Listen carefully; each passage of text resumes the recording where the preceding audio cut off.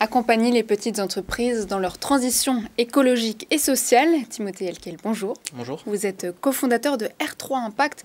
Objectif, relancer l'économie avec l'écologie. Jean-Marc, l'entreprise a récemment lancé un dispositif d'accompagnement RSE. Bonjour. Vous pensez que les petites et moyennes entreprises sont moins conscientes de la nécessité de se transformer que les grandes? Moins conscients, je ne sais pas. En tout cas, ils ont les moyens, c'est sûr. Aujourd'hui, ils ont la pression de leur écosystème identique. De leurs clients, de leur famille aussi. Exactement, c'est ce que j'allais dire. Mais après, on peut avoir conscience, mais si on n'a pas les solutions pour agir, on n'y arrive pas. Alors, qu'est-ce qu'on fait concrètement?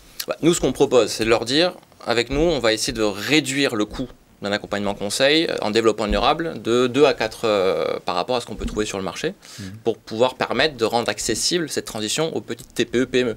Leur donner, en gros, pas de dépenser 20 000 euros pour se faire accompagner, pour les aider à transformer leur activité, mais d'essayer plutôt d'être sur des tickets de 3 500, 5 000 euros. D'accord, mais ça passe parfois par une modification complète du système de production. Ah, complètement. Donc après, ce qu'on va essayer de faire, c'est qu'on va aussi les accompagner pour financer cette transition. Nous, ce qu'on va essayer de faire par rapport au du conseil, c'est pas d'être que du conseil, mais d'être aussi dans l'accompagnement à la mise en œuvre. Donc, on fait une feuille de route. Donc, là, on doit changer l'éclairage, on doit changer les outils de production. On va pas leur dire, il faut faire ça. Et puis, ils vont nous regarder avec des grands yeux, 3 millions d'investissements, c'est pas possible. Donc, on va les accompagner aussi pour trouver les bons financements. Subventions, pour trouver aussi des financements avec des banques qui vont leur permettre de ne pas investir eux, mais nous, on va investir pour eux et on va pouvoir se rémunérer aussi sur les économies d'énergie qu'on va générer chez nos clients. Et derrière, effectivement, il faut leur prouver que ça va être productif, ça va être rentable, ça ne va pas entamer leur efficacité, au contraire, ça va l'améliorer. D'ailleurs, parfois, on leur dit ça, et puis aussi, on va essayer d'aller sur d'autres sujets que l'environnement, sur le social, parce qu'une PME aujourd'hui, elle a quand même des difficultés de recruter sur le marché, trouver les bons. Et on sait très bien que les jeunes, notamment, ils ont envie de travailler pour les entreprises qui apportent du sens.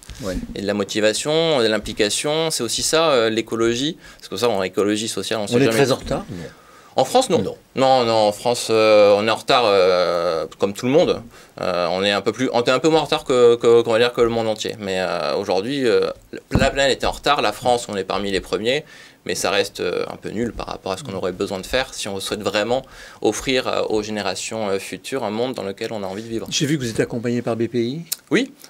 Ils vous aident comment? Nous, justement, c'est toujours pour réduire le coût. Moi, c'est le coût. Si on veut demain dire à un dirigeant d'être accompagné, il faut que ça soit pas trop cher. Et donc, il nous aide il prend en charge, en gros, 30% de notre prestation pour permettre à une entreprise de pouvoir se payer, on va dire, entre guillemets, un consultant en développement durable. Et le ticket moyen d'un consultant pour une petite entreprise de 10 personnes, 10-15 personnes, c'est quoi? Aujourd'hui, avec BPI France... Dans le bâtiment, par exemple. Que ce soit dans le bâtiment ou dans n'importe quel secteur, avec BPI France qu'on a mis en place, c'est un dispositif qui, pour 3 500 euros, permet à l'entreprise deux choses: de former ses équipes sur 2 ans. D'accord.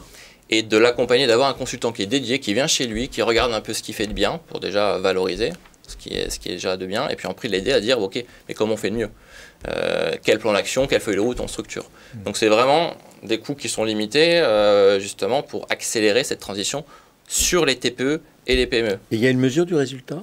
Et alors ce qu'on est en train de développer, c'est une plateforme qui va justement permettre de mesurer à la fois la performance environnementale, sociale et sociétale de l'entreprise, année après année, et de montrer que l'investissement temps et économique qu'elle a mis en œuvre, au fait, ça lui rapporte.